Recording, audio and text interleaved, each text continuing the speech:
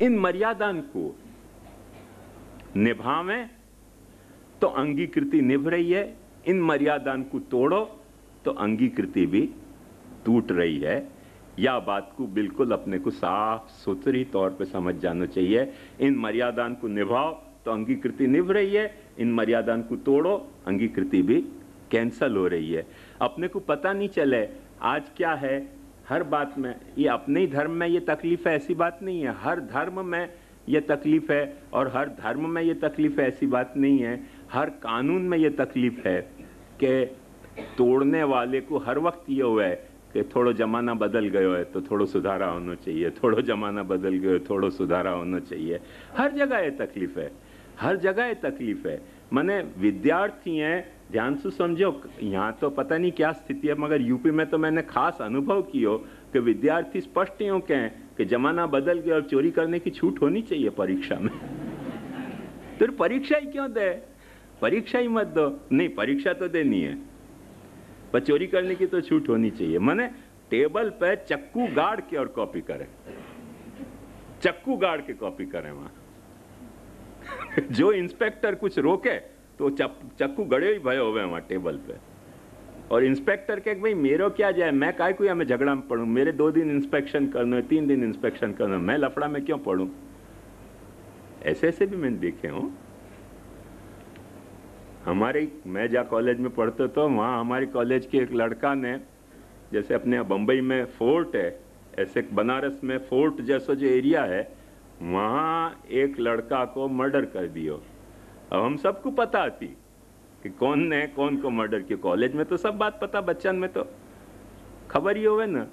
हमारे सिविक्स के प्रोफेसर कह रहे थे कि इस तरह से सब, वो भी नाम नहीं ले रहे थे, बिना नाम लिए कह रहे थे कि इस तरह से सब काम करते हैं, कभी पकड़ा जाए तो अपनी कॉलेज की कितनी बदनामी हो।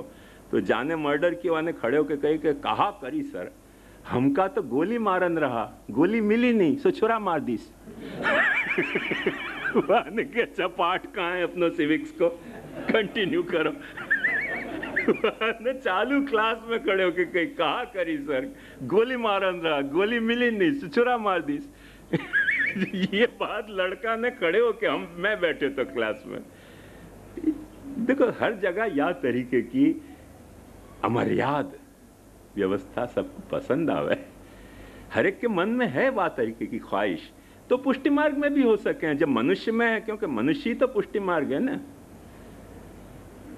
मनुष्य में पुष्टि मार्ग प्रवर्तित करना, और मनुष्य में ये सारे सामर्थ्य हैं तो पुष्टि मार्ग में भी आएंगे। वहां में कोई चमत्कृत होने की जरूरत नहीं है, न दुखी होने की जरूरत है।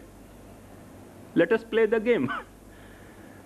पर यह बात को ध्यान से समझो कि जो सद और असद को विवेक है वह को अपने को स्पष्टतया समझना पड़ेगा, और ये जो मर्यादाएं हैं, इन मर्यादाओं को पालने में लाभ जल्दी से नहीं दिखाई दे हो,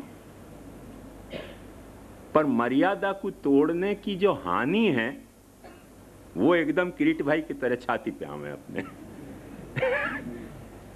मर्यादा तोड़ो, फिर किरीट भाई की तरह अपने को वायरस सामने दिखे, और फिर अपन हाय हाय करें, अरे मर गए मर गए मर गए। तुमने मर्यादा यार तुमने तोड़ी, तो अपन वाह वक्त भूल जाएं कि क्या चक्कर हो गया। थोड़ी सी बात ये मैं आपको और आज समझाना चाहूँगा, वाके बाद गोपीश को प्रकरण में छेड़ूंगा। क्यों कि अपन ने मर्यादा क्या है ये समझी, पर मर्यादा तोड़ना क्या बला है या को भी थोड़ा अपने को जो डायनामिक इंटरप्ले है कि मर्यादाएं टूटने को डायनामिक इंटरप्ले क्या है वो मैं थोड़ा आपको समझाना चाहूँगा।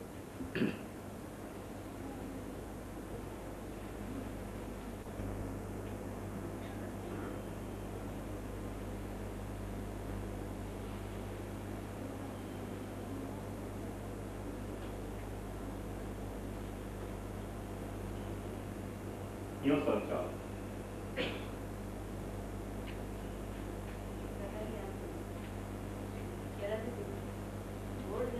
बोर्ड यूं पर इलाहाबादी नहीं करो। क्या उपाय है?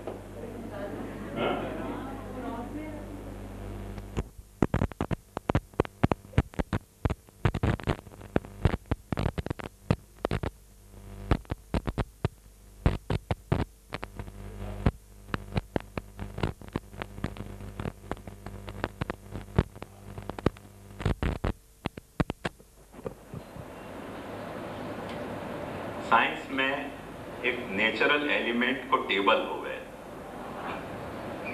जिन लोगों ने साइंस पढ़े हो उनको पता होगा, नेचुरल एलिमेंट को एक टेबल हो गए, और वह टेबल के तहत वर्टिकल और हॉरिजॉन्टल उनके प्रोग्रेसिव क्लासिफिकेशंस किए जाए हैं। तो वहां में एक स्ट्रक्चर मान्य है, और वह स्ट्रक्चर में ऐसे बतावे देता है। बहुत मजेदार कंसेप्ट है वो साइंस को।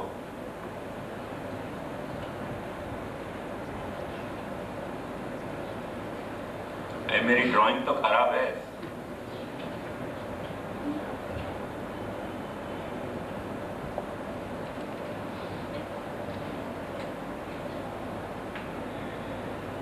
देखो, एटम को स्ट्रक्चर को ये सिंबल माना जाए, अब हमें ऐसे माना जाए कि एक यहाँ न्यूट्रॉन होवे है, एक जैसे भी हो वैसे यहाँ प्रोटॉन होवे है,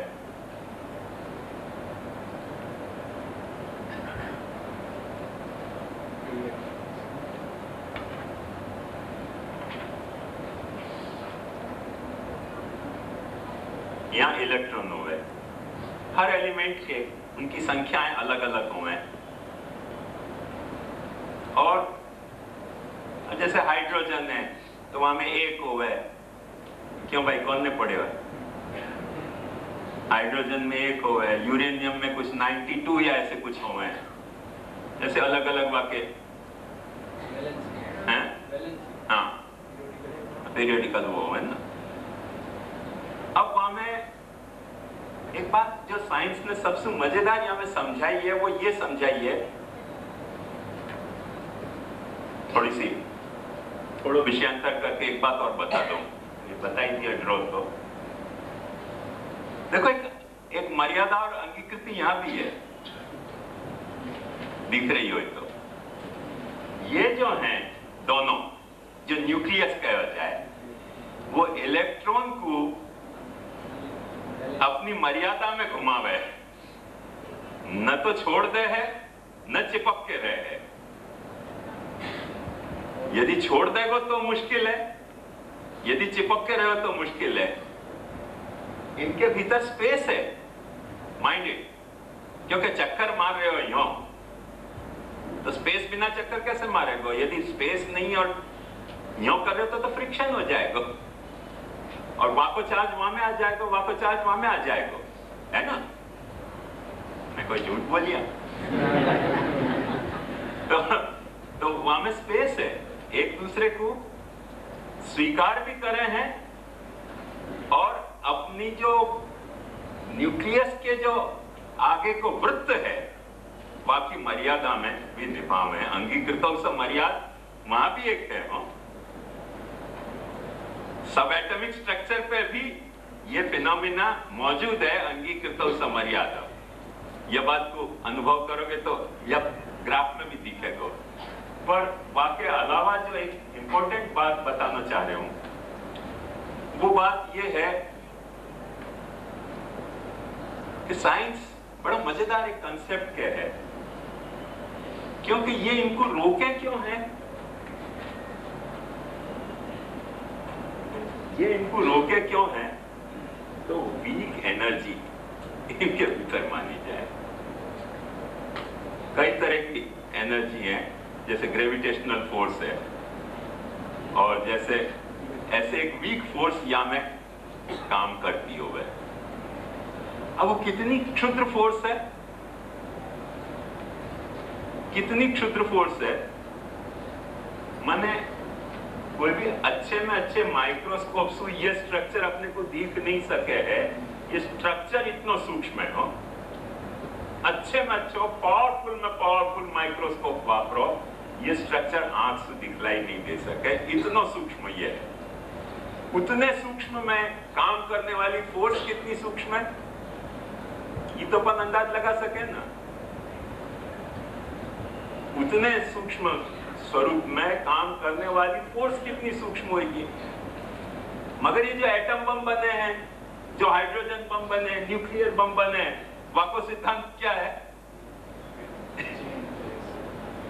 यहां में न्यूट्रॉन को बॉम्बार्डमेंट करो और या सिस्टम को तोड़ो, ये टूटी नहीं, और फिर जो एनर्जी रिलीज भई वो सत्यानाश की जड़ हो गए। यदा बहिर्मुखायु भविष्यत कथंचन तदा काल प्रभास्ता। बहुत छोटी सी फोर्स है, बहुत वीक फोर्स है। ये जो फोर्स है बहुत वीक फोर्स है, पर या तो न्यूट्रॉन को बम्बार्डमेंट करके जब वक्त अपन तोड़े हैं और वाके बाद जो एक्सप्लोजन चेन ऑफ रिएक्शन जो स्टार्ट हुए है, वो किरीट भाई अपने प्रकट हो गए सामने। तब अपन रोए करे धड़ाका हो गया, धूम धड़ाका है भाई, पर तोड़े क्यों तुमने? वो छोटो सा वीक फोर्स थी कि हर वैष्णव को घर में सेवा करनी है, हर वैष्णव को घर में भागवत को अवगाहन करना है। बहुत छोटी सी वीक फोर्स थी, जब रोक के रखी थी तब, पर जब तोड़ी वाके बाद तो धड़ाकाएं होंगे। अब तो उनको जहर तो पीधा जानी जानी, सहन करे सिवाय छुटका नहीं है तुम्हारे पास। तोड़ो तो एक्सप्लोजन होएगो, न्यूक्लियर एक्सप्लोजन होएगो। या रहस्य को समझो तो अपन बात को रो रहे हैं, मर्यादा मर्यादा कर रहे हैं, परंपरा की बात करें। काहे की परंपरा? तुमने बॉम्बार्डमेंट कर दिया वह स्ट्रक्चर पे, वह वीक फोर्स पे जो इतना संभाल के बैठी थी, वह वीक फोर्स को तुमने निष्ठुरता से तोड़ी। तब तो वो एक्सप्लोजन होएगा, चेन ऑफ रिएक्शन स्टार्ट हो जाएगी। तो मर्यादा पालना बहुत छोटी सी कथा है। तुम एक सामान्य बात होता है, तो साइंस की बड़ी बम्बार्डमेंट वाली बातें हैं। सामान्य कथा से अपने दैनिक जीवन से भी या रहस्य को समझ सको हो कि तुम रोज नियत आहार ले रहे हो, तो कोई तुम न तो दारा सिंह बन जाओगे, न कोई किंग कॉन्ग बन जाओगे। एक दिन जहर लो तो तुरंत मरोगे। समझो 25 साल तक तुमने नियत आहार लियो, तुम स्वस्थ रहोगे बस, और तो कुछ ज्यादा होने वाला नहीं है। स्वस्थ रहने से ज्यादा तुम क्या हो जाओगे? नियत आहार तुमने लियो तो। पर जब तुमने अनियत आहार शुरू कियो और जो शरीर में कबाड़ा शुरू होएगो, वो बिल्कुल वही सिद्धांत है पाछो।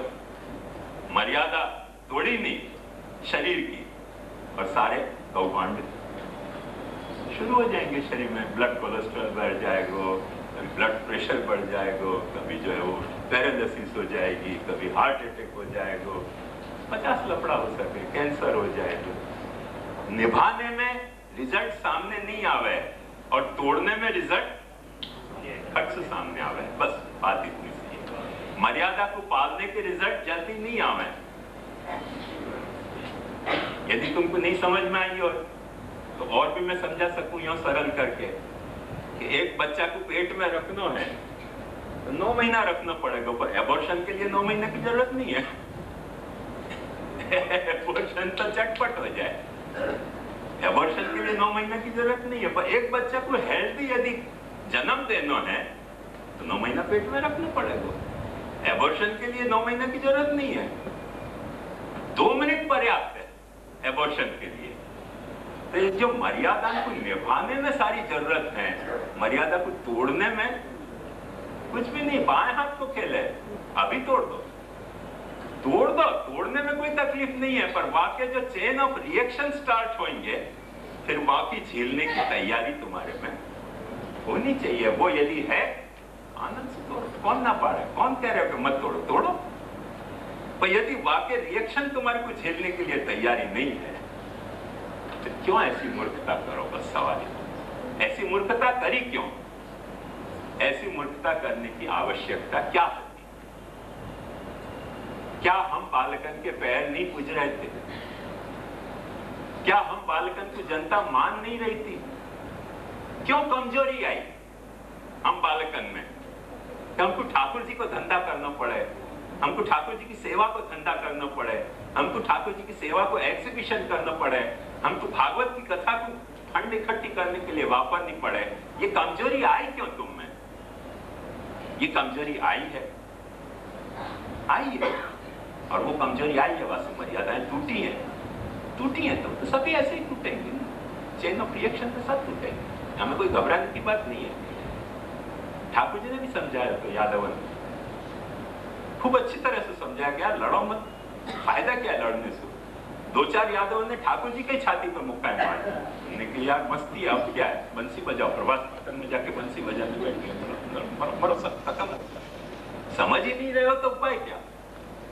जब आदमी की अक्ल नहीं काम करे तब कोई उपाय नहीं है, बंसी बजाना एक उपाय है। दुनिया में हिस्ट्री में 2 रिकॉर्ड हैं ऐसे, एक नीरो ने फिडल बजाई जब रोम जल रहे हो तो, और एक अपने कृष्ण ने बंसी बजाई जब द्वारका खत्म हो रही थी लड़ के। तो दोनों के वह फिडल बजाने में और या बंसी बजाने में भाव में जमीन आसमान का अंतर है। वो एक भाव अलग भाव है, वो एक भाव अलग भाव है। तो वह रहस्य को अपने को समझना चाहिए कि मर्यादा के साथ अंगीकृति को जो एक सिद्धांत है, और वो मर्यादा को भंग करने को जो रिएक्शन है, तो बंसी बजाने के लिए अपन ठाकुर जी को कह रहे हैं कि बजाओ बंसी, आनंद से बच्चों क्या है। मैं ये तो अभी माफी मांग ली यानी, पर ऐसे 10 पैदा होंगे। एक सीधी बात बताओ, जब बालकन से ये पूछी गई, अभी कोई कह रहे हो तो मुझको पता नहीं, पर कोई कह रहे हो कि कोई अखबार में ऐसे आई है कि ब्रह्म संबंध जो है वो तो गायत्री के जप किए बिना दिए ही नहीं जा सके। कोई बालक गायत्री जब तक के ब्रह्म संबंध नहीं थे, कोई बालक नहीं थे। खोटी बात कोई ने लगाई है, और सच्ची भी हो तो कोई बालक गायत्री को जप करके ब्रह्म संबंध नहीं थे। क्यों ये बात उठाई गई? क्योंकि किरीट भाई जो है वो कुंभार है, वो गायत्री जप नहीं सके। तो एक ब्रह्म राक्षस हो गए हो। ब्रह्म राक्षस को सिद्धांत समझो क्या हुआ है। और सारे राक्षस हुए ना, उनके बारे में ऐसे कहा जाए कि गायत्री बोलो तो खत्म हो जाए। तो ब्रह्म राक्षस हुए ना, गायत्री बोलो सामने गायत्री बोले। ब्रह्म राक्षस में ये सामर्थ्य हुआ है क्योंकि वो ब्राह्मण से बने हुए राक्षस है ना। तो जब ब्राह्मण से बने हुए राक्षस है तो सामने गायत्री बोलेगा। और बालकन को यह बात पहले भी कही गई थी, कि कृष्ण सेवा परम वीक्ष्य दंभादि रहितम नरम। तो बालक ये कहते थे कि नर को मतलब यहाँ शरीर नर नहीं है, आत्मा नर है। यानी ये बेटी जी अभी ब्रह्म संबंध दे सके, अच्छा दे दो, आनंद से दे दो। आत्मा, किरीट भाई की आत्मा नर नहीं है, कौन ने कहा? कैसे तुमको पता चलेगा किरीट भाई की आत्मा जो स्त्री है? बेटी जी की आत्मा यदि नर है तो किरीट भाई की आत्मा भी नर है। बेटी जी यदि बिना गायत्री जप किए ब्रह्म संबंध दे सके तो किरीट भाई क्यों नहीं दे सके? अब किरीट भाई को रोकने के लिए ये प्रश्न उठा रहे हो कि गायत्री जप बिना ब्रह्म संबंध नहीं दे सके। ये सब फ्रॉड है। वंस एंड फॉर ऑल समझ जाओ, ये सारे जो हैं वो अपने स्वार्थ के झगड़ा है, या तो पुष्टि मार्ग के सिद्धांत से कुछ लेना देना नहीं दोनों पार्टी को।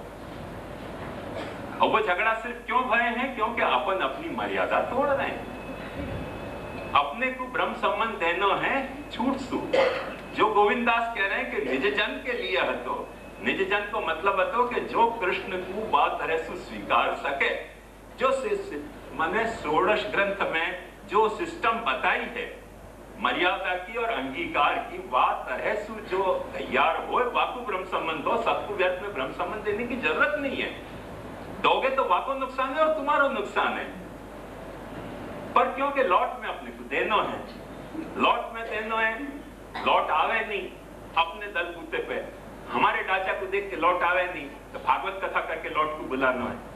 हमारे दाचन को देख के लौट आवे नहीं करके 56 भोग करके लौट को बुलाना है, वह फिर लौट को ब्रह्म संबंध देना है। अब जब परंपरा तुम तोड़ रहे हो तो चेन ऑफ रिएक्शन स्टार्ट है। तो किरीट भाई ने माफी मांग भी ली ना, तो मूर्ख है, मांग ले माफी, दूसरे 10 पैदा होंगे।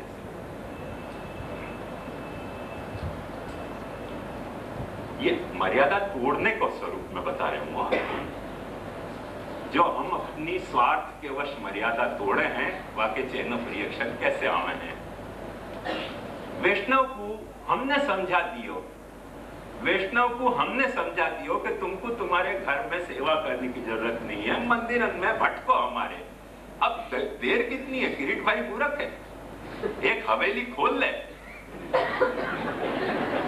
हवेली खोलना ना, भागवत कथा करने के बजाय हवेली खोल ले और देखो वैष्णव जावे कि नहीं जावे वहां, हे हुड हुड सब भाग जाएंगे वहां।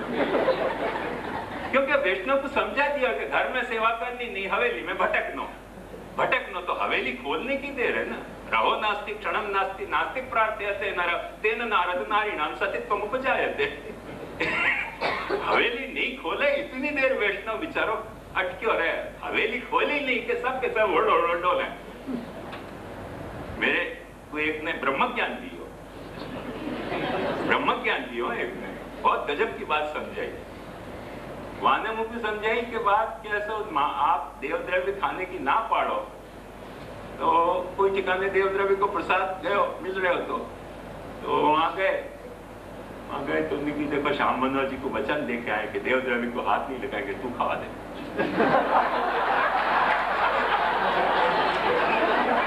हाथ नहीं लगाएंगे देव द्रव्य, मुंह खोल के विराज गए, तो हम हाथ नहीं लगाएंगे, वो सब खावा है।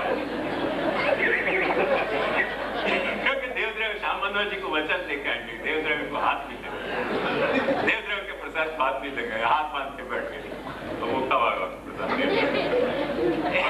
चतुर वैष्णव है, चतुर है वैष्णव, कोई कम नहीं है, महामाया है वैष्णव की, असाधारण सामर्थ्य वैष्णव में, ऐसी सामर्थ्य में समझा रखे है ना। बात तरह से आखिर कंडीशनिंग कर रखी है, वो कंडीशनिंग होगी है तब वो 56 वो नहीं कर रहे हो इतनी देर है। अभी एक पादरी ने आखो पेपर लिखो है, वो यहाँ ही दर्शन करके गयो अधिक मास में पलना के, वहां ने पेपर लिखो है कि ईसाइयन को बहुत आवश्यकता है कि हिंदू धर्म में ये पलना झुलाने का जो महत्व है वो समझना चाहिए। ईसा को भी तो बाल रूप है, और ईसा के भी जोसेफ और मरियम तो माता पिता हते ही, तो जोसेफ खेर आनंद भयो जय मरियम नंदन की पास की अपने को भी करना चाहिए, ईसा को पन्ना झुलाना चाहिए, और पन्ना झूलो नहीं और नंद महोत्सव भयो नहीं तो फिर देखो वैष्णव आ भी दौड़ेंगे। तो समझा रखे है ना कि घर में नंदोत्सव नहीं करना, हवेली में नंद महोत्सव में आनो, भाई मर्यादा तोड़ोगे तो अब आने पेपर लिखो है खास, और वो व्यक्ति खास ईसाइयन को पादरी बनाने को जो संस्था है वहां को हेड है, वहां ने पुष्टि मार्ग को अध्ययन करके लिखो है कि बाल लीला को महत्व जो है वो ये लोग समझे हैं, पुष्टि मार्गी लोग। अपन ईसाई लोग अभी तक समझे नहीं कि हिंदुस्तान में बाल लीला को कितना महत्व है। कोई दिन देख गए को पन्ना झूलते हैं यहाँ, तो उत्तेजना हो गई कि यार अपन बधा दे गया, हमें रह गया। पन्ना झुलाओ, ईसा को पन्ना झुलाओ, एक को जोसेफ बनाओ, एक को मरियम बनाओ, तो जैसे यशोदा जी बन के बैठ जाए, दाढ़ी लगा के नंद राय जी बैठ जाए और नंद घेर आनंद भयो हो जाए, वो ऐसे हो जाएगा चर्च में। देखो थोड़े दिन बाद फिर देखियो आनंद हो कि नहीं। आज तो आनंद पुराण ब्रह्म सकल घट व्यापक सो आयो ग्रह जो सब, आज तो आनंद। धर्म यहाँ नहीं है, धर्म यहाँ नहीं है, या रहस्य को समझो।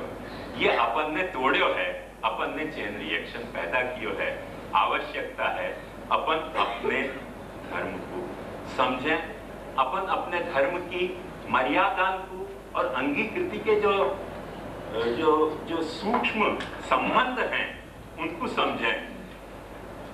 मैं एक आपको सामान्य बात बताऊं,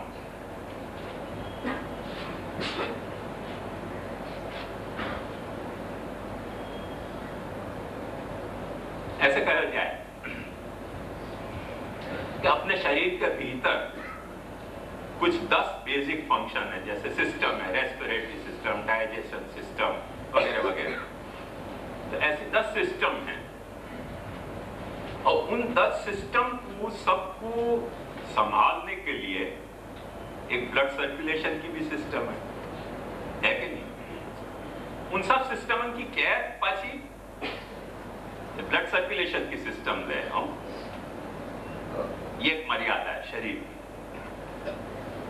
वहां में क्या क्या मैंने डिफेंस को और माने मेंटेनेंस को सारे वहां में ब्लड में इनबिल्ट सारा प्रोग्राम मौजूद है। पर एक मजेदार बात शरीर शास्त्र के हिसाब से मैं आपको समझाऊं, बहुत देखो तो समझ नहीं हुआ, अंगीकृतव से मर्यादा की बात आपको समझा रहे हूं कि वैज्ञानिक लोग यूं कहें कि अपने आंखें शरीर में जो अपना ब्रेन है वाको मास हार्डली 2% है। ये सारे बॉडी को जो मास है, मास माने फ्लैश माने जो पिंड है, द्रव्य, मांस माने वो खाने वाला मांस नहीं, मास MASS, वहां में ब्रेन में हार्डली 2% मास है और 20% ब्लड वहां को सप्लाई करे हार्ट। व्यवस्था मर्यादा में के हिसाब से वो 2% है और अंगीकृति के हिसाब से 20% ब्लड या ब्लड सर्कुलेशन सिस्टम में, सर्कुलेटरी सिस्टम में 20% ब्लड जो है वो ब्रेन को सप्लाई हुआ है। तो जो चीज प्रधान है क्या, न लौकिक प्रभु कृष्णो मनुते नैव लौकिकम भावस्तत्राप्यस्मदीय सर्वस्व चैक, जो ब्रेन के जैसा है। बहुत छोटा सा घर में तुम्हारे ब्रेन 2% है, ठाकुर जी तो तुम्हारे घर में 1% भी नहीं है, वो 0.01% होगा तुम्हारे घर की सारी जो वो होगी वहां में, एरिया वाइज और माने सब तरह से। और वाक के प्रति जो सप्लाई है अपने भक्ति को, पर 20% भी सच्चाई से निभाव में, जो बॉडी निभाव है, तो मर्यादा और अंगीकृति दोनों मिल सके। अपन वो नहीं निभाव है करके तकलीफ हुए। आप लोगों को पता होगी ये बात अच्छी तरह से कि अपने को खाते ही नींद क्यों आवे, पता है? खाने के बाद नींद या लिए ज्यादा आवे कि वो ब्लड जो है वो थोड़ी देर के लिए ब्रेन को अटेंड करने के बजाय पेट को अटेंड करने लग जाए। तो ब्रेन को जैसे ही थोड़ो सप्लाई कम भयो और ब्रेन के अब चलो सो, थोड़ा भी सप्लाई ज्यादा कम हो जाए तो चलन चाहता कृपा निधन ना हो जाए, पर वो सो जाए करके ब्रेन को भी ज्यादा एक्टिव नहीं रहना पड़े। कैसी व्यवस्था है देखो, हर सिस्टम की मर्यादाएं कैसी हैं वो देखो, उनमें अंगीकृतियां कैसी हैं वो देखो कि वो सो जाए करके ब्रेन भी बहुत एक्टिव नहीं रह जाए, तो ज्यादा ब्लड वहां भी नहीं नुकसान जाए नहीं पहुंचे तो भी कोई नुकसान नहीं है। और बाद दरमियान सोए हुए ब्रेन के दरमियान वो पाचन की जो माने डाइजेशन सिस्टम है वहां ब्लड पूरा जाके वहां कुछ डाइजेस्ट कर दे, जब हो जाए तब पाचन ब्रेन की तरफ जो भी लेके वो पूरा फ्रेश ब्लड सप्लाई वहां हुआ करके फिर अपनी नींद उड़ जाए, अपन काम करने लायक ताजे हो जाए। तो ये काफी सिस्टम है, अंगीकृत सब मर्यादा। अब बाकी तुम तोड़ दो तो तोड़ दो, अच्छी तरह से तोड़े जा सके, एक झटका में तोड़े जा सके, पर तोड़ने के बाद बाकी जो दुष्परिणाम आएंगे वो भुगतने के लिए तैयार होंगे नहीं, बस इतनी सी तो बात बताओ। दोनों बात तो नहीं चल सके ना, या मर्यादा और या अंगीकृति को अपने शारीरिक व्यवस्था ने ब्रेन को या तरह से अंगीकार किया है। निगाहों ने देखी मोहब्बत ने मानी, तेरी बेमिसाली तेरी लाजवाबी। ब्रेन की जो है बेमिसाली, ब्रेन की जो लाजवाबी है कि 2% होते हुए भी 20% वह कुछ चाहिए है। ऐसे अपने जो क्रियाकलाप हैं अभीष्ट के, अपने जो अभीष्ट के क्रियाकलाप वह लायन शेयर ठाकुर जी को दो, ठाकुर जी को इनमें इन्वेस्ट करोगे तो कहां से फिर वो निकलेगी बात। वो भक्ति को जो आपको सेटअप है वो खत्म हो जाएगा, और खत्म होने के बाद मर्यादाएं भंग होने के बाद तो चेन रिएक्शन आएगा ही। हमें घबराना नहीं चाहिए, स्वीकारना चाहिए, आनंद से स्वीकारना चाहिए। ये अंगीकृत सब मर्यादा को आंखों, एक मैंने आपको माने प्रोज एंड कॉन, नेगेटिव और पॉजिटिव दोनों साइड मैंने आपको बताई। मर्यादा पालने के कैसा स्वरूप है और मर्यादा तोड़ने को कैसा स्वरूप है, वह बात को अच्छी तरह से समझ लो। या के बाद अपन आज के विषय पे आवे, जो अपना गोपीश को विषय है। अपन ने ये बात देख ली अब मैं कर दूं आपके तरफ? हाँ? जरूरत नहीं है।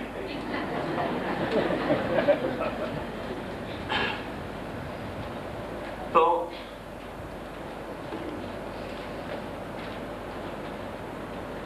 समर्याद अंगीकृति क्या है? महाप्रभु जी के सैद्धांतिक पृष्ठभूमि में वाको अपन ने दोनों तरह से ये देखो, अंगीकृत्यैव गोपीश,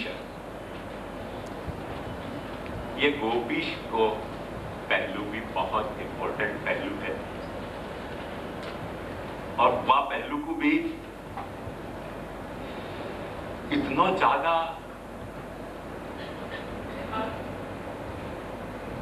मिसयूज्ड, मिसइंटरप्रिटेड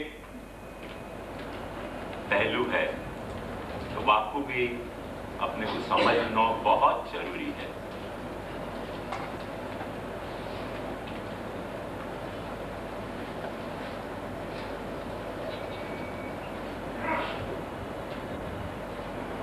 तो 2-3 साल पहले की बात है।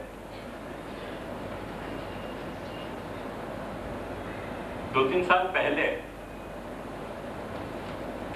4-5 बूढ़ी डोकरी के साथ मैं कार में कहीं जा रहे थे, और डोकरियां सब आपस में ही झगड़ रही थी।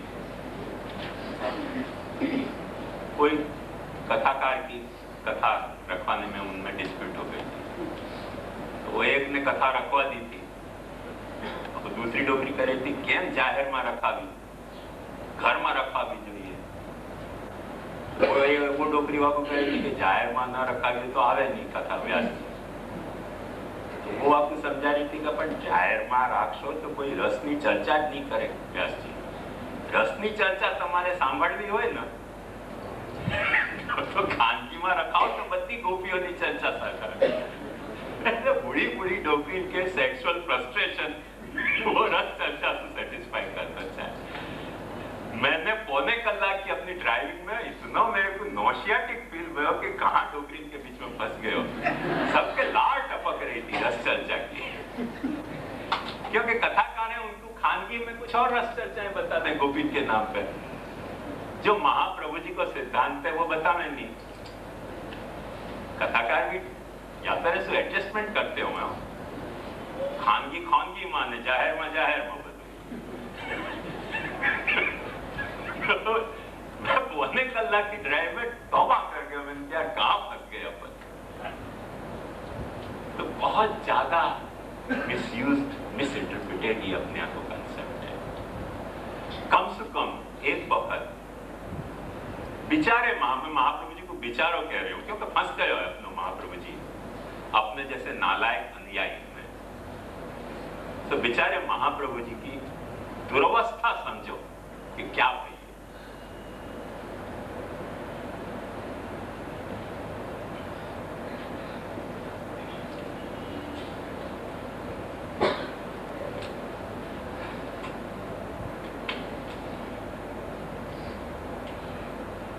सबसे पहले या मैं ध्यान में लेने लायक बात यह है जो मैंने आपको बताई कि पुरुषोत्तम ने ये जो भी सृष्टि प्रकट करी वहां में पुरुषोत्तम के अलावा और कोई फिनोमिना है नहीं। यह बात को ध्यान से समझिए।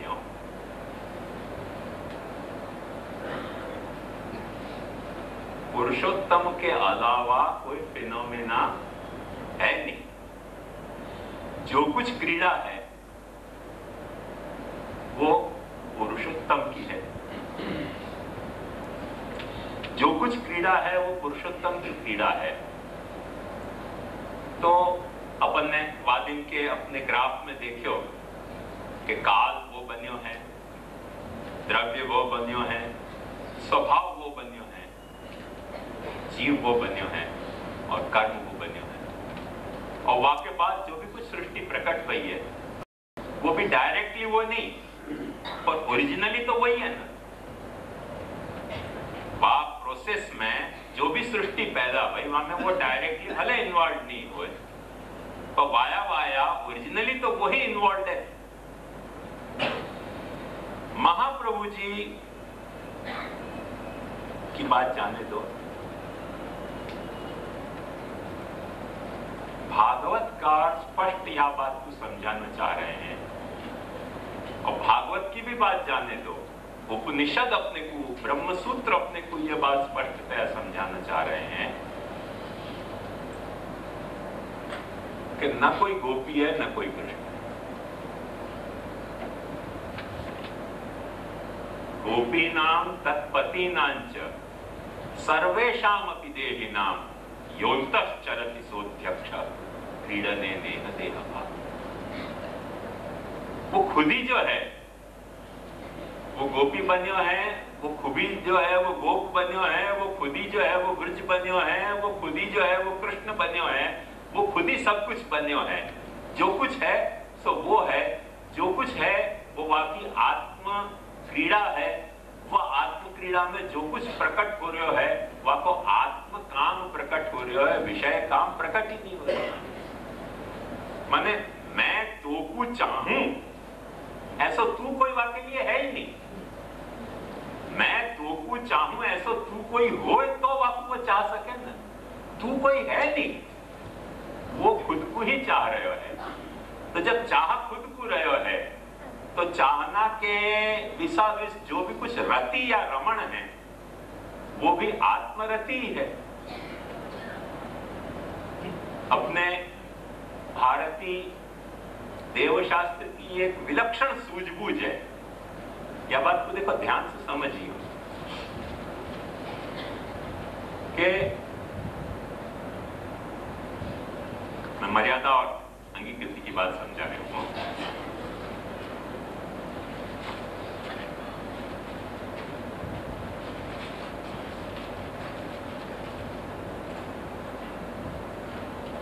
कि जो कामना है,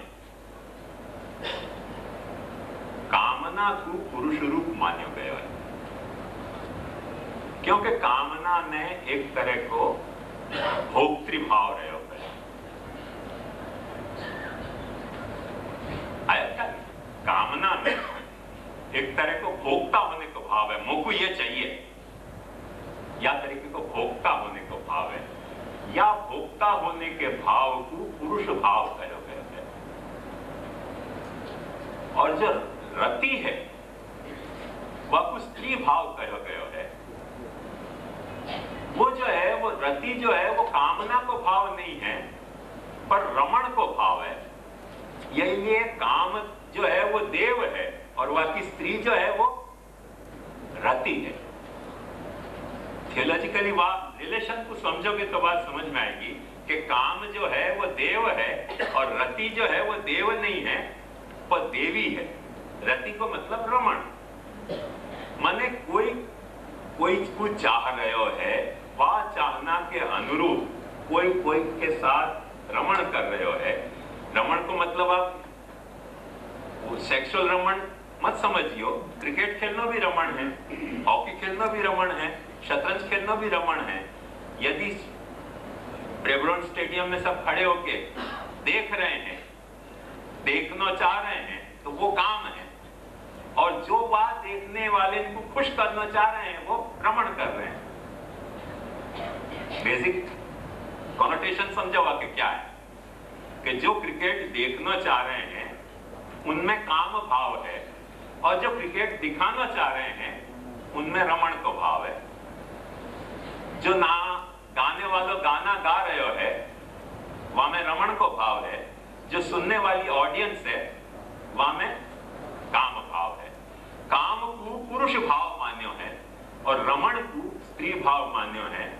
अब वो कोई गाना गा रहे हो है, समझो कि उस्ताद आमिर खान साहब गाना गा रहे हैं, तो अपन उनको औरत ही मानना जरूरी है। भाई उनकी दाढ़ी है, लंबी सी दाढ़ी है, अच्छा मेनली मेल पर्सनालिटी, उनकी जरूरी नहीं है कि फीमेल ही हो वो। तो अपन ने वाह बात को गलत ढंग से समझ लियो कि रमण जो है वो स्त्री है। स्त्री है फिर करके अपने को क्यारे केम जाहिर में भागवत कथा करी खानगी में करता गोपियों ना रमण नहीं आता यार, कौन सी सेक्सुअल फ्रस्ट्रेशन की बात कहां तुम अप्लाई कर रहे हो। वहां में भी वो भाव है, पर वहां में भी वो भाव है, वो भाव सिर्फ वो ही नहीं है। या बात को समझने की कोशिश करो, जो स्त्री पुरुष के जो काम और रमण है वहां में भी वही भाव है, पर वहां में भी वही भाव है करके मात्र काम और रमण में सेक्स ही सोचना बेसिकली अपने शास्त्र की समझ के साथ नादारी है। यह बात को समझो अच्छी तरह से। हर काम जो है वो भोक्तृभाव है, हर रमण जो है वो स्त्री भाव है, हर ऑडियंस भोक्तृभाव है, हर आर्टिस्ट रमण को भाव है। वो वाकू खुश करना चाह रहे हो, वो खुश होना चाह रहे हो, बस बात छोटी सी इतनी सी सीधी सादी है। वह भाव को वो ताव के सिंबल में सोचो ना, तो महाप्रभु जी ने आपको बहुत सुंदर बताया कि हर भोक्ता में एक भोग्य भाव छुपे हुए है और हर भोग्य में एक भोक्तृभाव छुपे हुए है। पर महाप्रभु जी बहुत खूबसूरती से आ चुके हैं कि भोक्ता में रहो भयो भोग्य भाव, जब तक रस जो है वो परिपाक पे नहीं पहुंचे रमण, तब तक भोक्ता में रहो भयो भोग्य भाव उभर के सामने नहीं आवे, उफन के सामने नहीं आवे। जैसे दूध को या कढ़ी को अपन काफी देर तक उकालें तब हमें उफान आवे, नहीं तो तपेली में गर्म होतो रहे। ऐसे जो भोक्ता में रहो भयो जो भोग्य भाव है वो रमण की प्रक्रिया में उफन के और फिर भोग्य भाव बन जाए है। और यही तरह से रमण की प्रक्रिया में रहो भयो जो भोग्य भाव है, वो भोग्य भाव जब वक्त रमण की प्रक्रिया जब गर्म हुए तब वो उफन के भोग के बजाय वो भोक्ता के बजाय भोग्य बन जाए। या तरीके को इंटरचेंजिंग माने डायनामिक इंटरप्ले है दोनों में। वो मैंने ताओ के प्रिंसिपल से भी आपको समझाया, वो बात को समझ सको हो अच्छी तरह से। ये कोई स्त्री पुरुष में ही कन्फाइंड बात है, ऐसी मूर्खता कभी सोचो मत, ऐसी मूर्खता सोचो मत। ये तो हर रिलेशन की एनालिसिस अपन याद कर रहे हैं, वो चाहे गुरु विद्यार्थी की एनालिसिस हो, चाहे दो जो है वो दोस्त की बात हो, चाहे माता पिता और संतति की बात हो, चाहे जो है वो कोई कलाकार और ऑडियंस की बात हो, या कोई कारीगर और कोई ऐसा घर वाले की बात हो। एक आदमी जो है वो रमण कर रहे हो है और एक आदमी वाकू एंजॉय कर रहे हो। वो भाव की बात है। वाकू स्त्री पुरुष के रूप में अपने यहाँ गयो कि काम जो है वो देव है और रति जो है वो देवी है, और काम और रति के आपसी जो है वो योग सु संयोग सु सारी सृष्टि है। वही डायनामिक इंटरप्ले है। इनको वो डायनामिक इंटरप्ले की बात समझाई जा रही है। वो बात, ये जो बात है वो जगत और जगदीश के बीच में भी वही तरह से है कि जगदीश जो है वो एक भोक्तृभाव वालो फिनोमिना है, जगत पूरा वाको भोग्य भाव वालो फिनोमिना है। वो भोग्य भाव वालो जो जगत को फिनोमिना है वहां में क्योंकि जगदीश ने अपने काम की पूर्ति के लिए जगत को प्रकट कियो, जगदीश ने अपने काम की पूर्ति के लिए जगत को प्रकट कियो। वो जगत जो है वो वक्त जगदीश के साथ रमण करेगो तो बस वो डायनामिक इंटरप्ले स्टार्ट हो जाएगा। जगदीश के साथ रमण नहीं करके और ठिकाने रमण कर रहे हो है, वो विषय के साथ रमण कर रहे हो है, तो वो भी एक प्रकार है रमण को। विषय के साथ रमण भी रमण ही है, मगर वो जगदीश के साथ रमण नहीं हो रहे हो है जगत को, तो वह जगत में जगदीश के प्रति जो है वो भोक्तृभाव प्रकट नहीं हो। क्योंकि जगदीश के साथ जब वक्त रमण करेगा जगत, वह वक्त वहां में छुपे भयो ताओ कोई बस वो याद कर लोगे तो भी बात साफ हो जाएगी कि जब जगदीश के साथ रमण करेगो तब वहां में छुपे भयो जो भोक्तृभाव है वो उफन के बाहर आएगो, और जब वहां में वो उफन के भोक्तृभाव प्रकट भयो वाइसे वर्षा जगदीश में छुपे भयो भोग्य भाव जो है वो प्रकट हो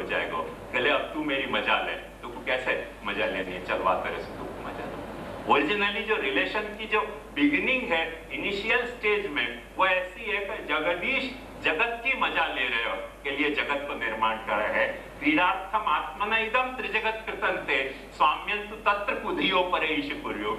जगत की मजा लेने के लिए जगदीश ने जगत को सृजन कियो, मगर ये ऐसा वाटर टाइप कंपार्टमेंट नहीं है कि या जगत में अपन जगदीश को आनंद नहीं ले सके, या जगत में अपन जगदीश को भी आनंद ले सके हैं, पर वो जगदीश के साथ रमण होएगो तो जगदीश को आनंद लियो जा सकेगो। फिर तुम भोग्य नहीं रह जाओगे, तुम भोक्ता बन जाओगे। तो ये जो है बात ध्यान से समझो कि जगत जगदीश को भोग्य है, ये मर्यादा है, ये मर्यादा है। और वहां में एक अंगीकृति प्रकट हुआ है कि नहीं तू अब भोगता है और मैं वातरेसु भोग्यत्वेन वाकी, भोक्तृत्वेन वाकी अंगीकृति। ब्रह्म सूत्र में यही बहुत सुंदर बताया, अत्ता चराचर ग्रहणा। ब्रह्म जो है वो अत्ता है। अत्ता अपने तेलुगु को अत्ता नहीं, संस्कृत को अदति, अत्ति अत्ता अदंती, सो अत्ति वाला अत्ता है ब्रह्म। तो वो भोगता है जगत को, वो भोगता है भोगता। पर ये तो वाकई शुरुआत की कथा है, जब रमण बराबर भयो जगदीश को और जगत को, फिर जगत जो है वो भोक्ता हो जाएगा और जगदीश जो है वो वहां को भोग्य हो जाएगा। वह मर्यादा में एक ऑल टुगेदर एक डिफरेंट डायमेंशन पर्सपेक्टिव वहां में प्रकट हो जाएगा। अब तुम ऐसे सोच सकोगे कि तुम ब्रह्म की मजा ले रहे हो और ब्रह्म तुम्हारे सामने हाजिर है मजा देने के लिए। आपको वो कंसेप्ट है। हो या मैं अपने यहाँ महाप्रभु जी ने बिल्कुल स्पष्टतया ये बात समझाई है, वो मैं आपको थोड़ी समझाऊंगा तो आपको ये सारा सिचुएशन स्पष्ट होएगा कि क्या बेचारे महाप्रभु जी कहना चाह रहे हैं, डुकरिया है, क्या क्या सोच रहे हैं।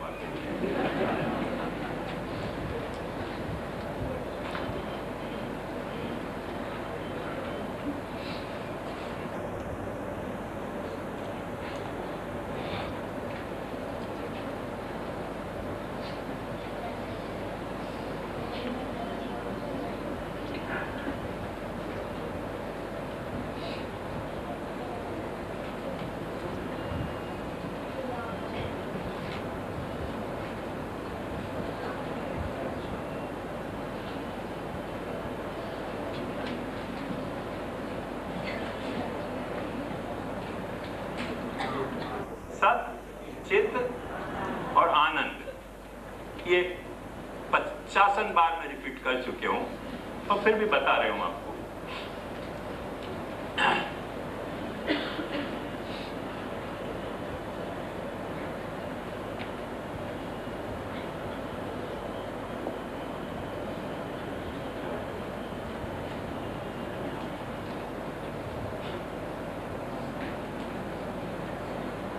ये जो ब्रह्म को सत है, मतलब कि ब्रह्म है,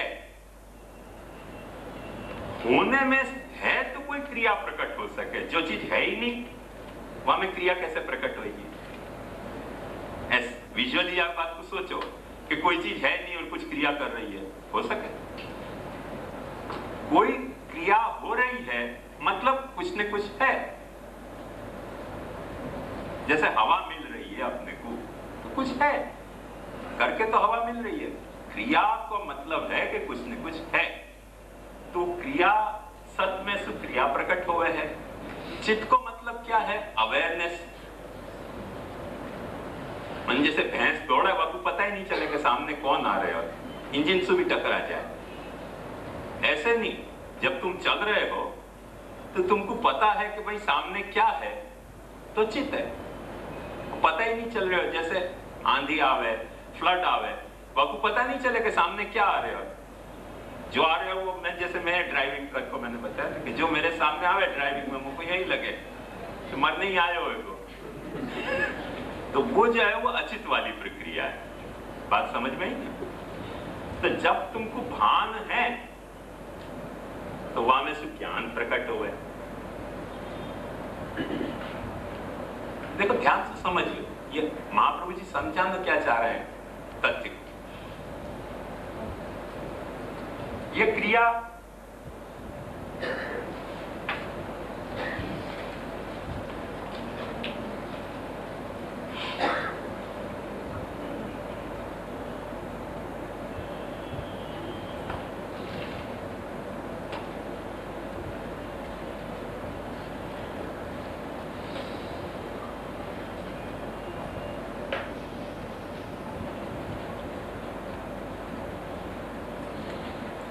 तो जहां क्रिया है, ज्ञान है, वहां क्रिया ज्ञानवान कोई वस्तु हो गई। तो आनंद के कॉरस्पॉन्डिंग क्रिया ज्ञानवान हो गए। भगवान जो है वो सिर्फ क्रिया ही नहीं है, भगवान जो है वो सिर्फ ज्ञान ही नहीं है। वो न्यूटन की बात मैंने यही कल आपको बताई। न्यूटन जो कहे कि कोई ब्यूटीफुल सिस्टम और या